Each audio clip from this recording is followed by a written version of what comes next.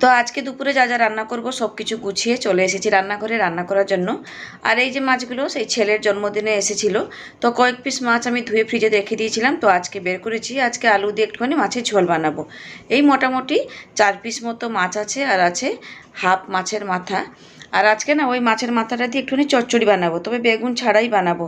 বেগুন ছিল না, এই পটল, বরবটি, আলু আর দিয়েছি কাঁচকলা। ওইগুলোকে একটুখানি ছোটো ছোটো করে কেটে নিয়েছি। একটুখানি মাছের মাথা দিয়ে চচ্চড়ি বানাবো, আর আলু দিয়ে মাছের ঝোল করব।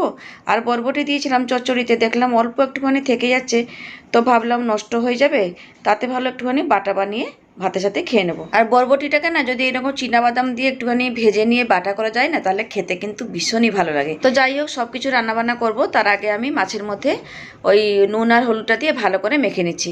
দেখুন মাছের মাথার সাইজটা কত বড়। আজকে এই মাছের মাথাটা দিয়েই চচ্চড়ি বানাবো। বেগুন থাকলে ভালো হতো, তবে মানে বেগুনটা ছিল না, যা কিছু ছিল সেগুলো সব কিছু কেটে নিয়েছি, ওইগুলো দিয়েই চচ্চড়ি বানাবো। আর আজকে না বাজারেও যাইনি, এত গরম পড়েছে না কি বলবো, মানে বাইরে ভীষণই রোদ, আর ইচ্ছা করছিল না, তাই ভাবলাম বাড়িতে যা আছে তাই আজকে রান্নাবান্না করে ফেলবো। তো প্রথমে কড়াইতে সরষের তেল দিয়ে মানে গরম করার জন্য বসিয়ে দিলাম মাছ ভাজার জন্য। ভাবলাম যতক্ষণ তেলটা গরম হচ্ছে সেই সময়ের মধ্যে আমি ওই ভাতটা বসিয়ে দিই, মানে জলটা গরম করার জন্য বসিয়ে দিয়েছিলাম, তো চালটা ধুয়ে দিয়ে দিলাম। তো চালটা দিয়ে দেওয়ার পরে এদিকে দেখলাম তেলটাও গরম হয়ে গেছে। এরপরে নুন হলুদ মাখানো মাছগুলোকে একে একে করে তেলের মধ্যে দিয়ে দিলাম। কি বলুন তো, মাছ ভাজতে গেলে না তেলটা কিন্তু না খুব ভালো মতো গরম হওয়া চাই, নাহলে মাছগুলো কড়াইয়ের মধ্যে দিতে গেলে কড়াতে আটকে যাবে, তো মাছ ভাজাগুলো ভালো হবে না। তাই তেলটাকে না খুব ভালো মতো করে কিন্তু গরম করতে হবে। যাই হোক, সর্ষে তেলটা খুব ভালো মতো গরম হয়ে যাওয়ার পরে তারপরে আমি দিয়েছিলাম মাছগুলো। তো এদিকে মাছটা ভাজতে বসিয়ে দিয়ে ওইদিকে একবার মানে ভাতের মধ্যে হাতা দিয়ে একবার নেড়ে চেড়ে নিলাম। আর এদিকে কিন্তু না মাছগুলোকে উল্টে পাল্টে পুরো লাল লাল করে ভেজে নিয়েছি। আর মাছগুলো মোটামুটি ভাজাও হয়ে গেছে, এরপরে কিন্তু তুলে বাটির মধ্যে রেখে দেবো। আর এই মাছ ভাজাগুলো তুলে নিয়ে তারপরে মাছের মাথাটাকেও ভেজে নেব। আর মাছের মাথাটা ভাজার সময় না একবার ঢাকাও দিয়ে দেবো, কারণ মাছের মাথা ভীষণই ফাটে, আর চারিদিকে না হলে পুরো তেল ছিটকাবে। তাই ঢাকা দিয়ে দিয়েই মাছের মাথাটাকে পুরো লাল লাল করে ভেজে নেব।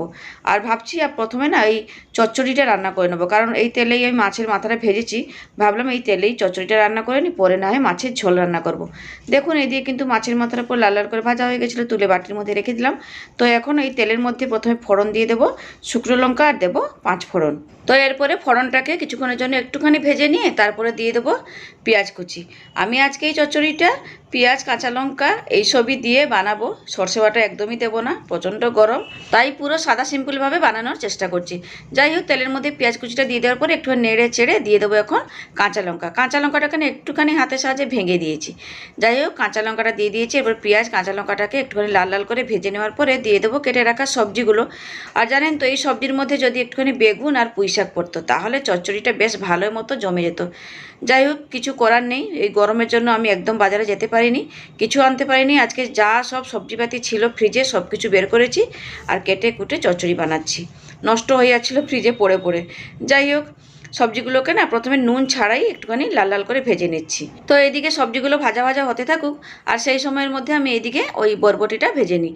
তো এদিকে ইন্ডাকশানে বসিয়ে দিলাম কড়াই গরম করে নিয়ে তাতে দিলাম সর্ষের তেল।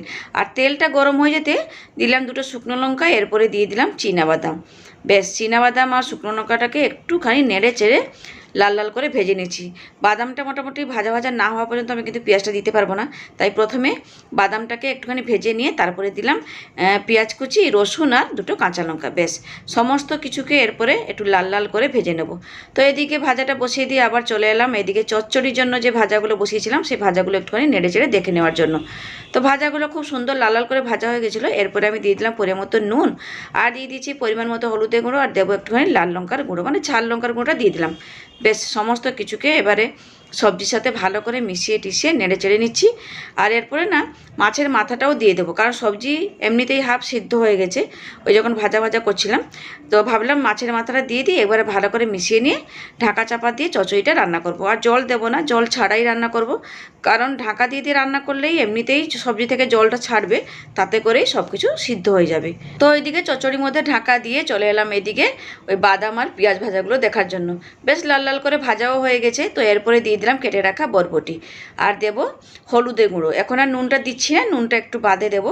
তো হলুদ গুঁড়োটা দিয়ে একটুখানি এগুলোকে নেড়ে চেড়ে ভালো করে ভেজে নেবো। কি বলুন তো, এই বরবটিটা ভাজার সময় যদি আমি এক্ষুনি নুনটা দিয়ে দেবো না, তাহলে জলটা ছাড়তে শুরু করবে, তাই একটুখানি বরবটিটাকে ভেজে নিই বাদামের সাথে, তারপরে নুনটা দেবো। তো তো মোটামুটি এখানে 2 থেকে 3 মিনিট মতো বরবটিটাকে বাদামের সাথে পুরো লাল লাল করে ভেজে নিয়েছি। আর ভাজতে ভাজতেই বরবটিটা হাফ সিদ্ধ হয়ে গেছে। তো এরপরে আমি দিয়ে দিলাম নুন, আর নুনটা দিয়ে আবারও একটু নাড়াচাড়া করে ভালো করে মিশিয়ে নিয়েছি। মিশিয়ে নেওয়ার পরে এখন আমি তুলে ডিশের মধ্যে রেখে দিচ্ছি, কারণ খুব ভালো মতো করে ভাজাও হয়ে গেছে, সব কিছু ভালো মতো করে ভাজা হয়েছে আর সুন্দর একটা গন্ধও বেরিয়েছিল। তো যাই হোক, আমি এই বরবটি আর বাদামগুলোকে এমনভাবে ভেজেছি যাতে বাটার পরে দ্বিতীয়বার আমাকে ভাজতে না হয়। যাই হোক, ওইদিকে তো সব কিছু রেডি করে রেখে দিলাম, ওটা ঠান্ডা হোক, পরে আমি বেটে নেবো।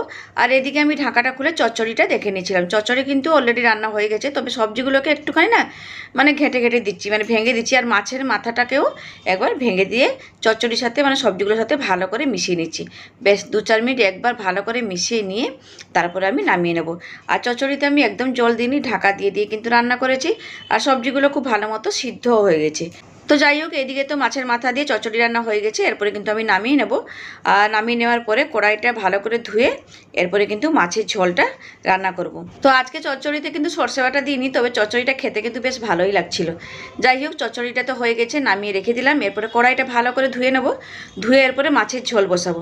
যাই হোক, মাছের ঝোল রান্না করার আগে তো আলুগুলোকে ভেজে নিতে হবে, তাই কড়াইতে সরষের তেল দিয়ে ভালো করে গরম করে নিয়ে তাতে কেটে রাখা আলুগুলোকে দিয়ে একটুখানি নুন দিয়ে ভাজতে বসিয়ে দিলাম। তো ওইদিকে আলুটা ভাজা হতে থাকুক, আর সেই সময়ের মধ্যে আমি একটুখানি শিলের মধ্যে আদা, রসুন আর কাঁচা লঙ্কা পুরো প্লেন করে বেটে নেবো।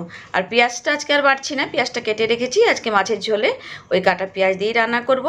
যাই হোক, এদিকে কিন্তু আমি শিলের মধ্যে আদা, রসুন, কাঁচা লঙ্কা পুরো প্লেন করে বেটে নিয়েছি। এরপরে তুলে আমি রেখে দেবো। আর ওইদিকে আলুটাকেও না একটু মাঝে মাঝে গিয়ে নাড়াচাড়া করে দিচ্ছিলাম। তো ঢাকাও দিয়ে দিচ্ছি যাতে হাফ আলুটা সিদ্ধ হয়ে যায়। তো যাই হোক, এদিকে কিন্তু বাটা মশলাটাকে বাটির মধ্যে তুলে রেখে দিলাম। এরপরে শিলটাকে ভালো করে ধুয়ে রেখে দেবো। আর এরপরে আমি বেটে নেবো না ওই ভেজে রাখা বরবটিটাকে। ভাবলাম প্রথমে আগে এটাকে বেটে রেখে দিই, তারপরে মাছের ঝোলটা রান্না করব। আর ওইদিকে কিন্তু আলু ভাজা ভাজতে ভাজতে মানে গ্যাসটা কমিয়ে দিয়েছি। গ্যাসটা কমিয়ে কমিয়ে আলুটাকে ভাজা করছি। তো আগে এটাকে বেটে রেখে দেবো, তারপরে কিন্তু মাছের ঝোলটা রান্না করতে যাব। তো এদিকে সব কিছু দিয়ে দিলাম মিক্সার জারের মধ্যে। তো এরপরে বেটে দেবো, আর কিছুই দেবো না, সব কিছু তো মোটামুটি দেওয়া আছে, আর কিছু দিতে লাগবে না। এরপরে শুধু প্লেন করে বেটে নিলেই হয়ে যাবে। তো জানেন তো, বরবটি আর এই চীনাবাদামটাকে যখন আমি বেটে নিচ্ছিলাম না, কি সুন্দর একটা গন্ধ বেরিয়েছিল, মানে ফাটাফাটি গন্ধ বেরিয়েছে, কি বলবো, দারুণ গন্ধ। যাই হোক, একবার সঙ্গে দেখে নিচ্ছিলাম, এত সুন্দর গন্ধ বেরিয়েছে কি বলবো।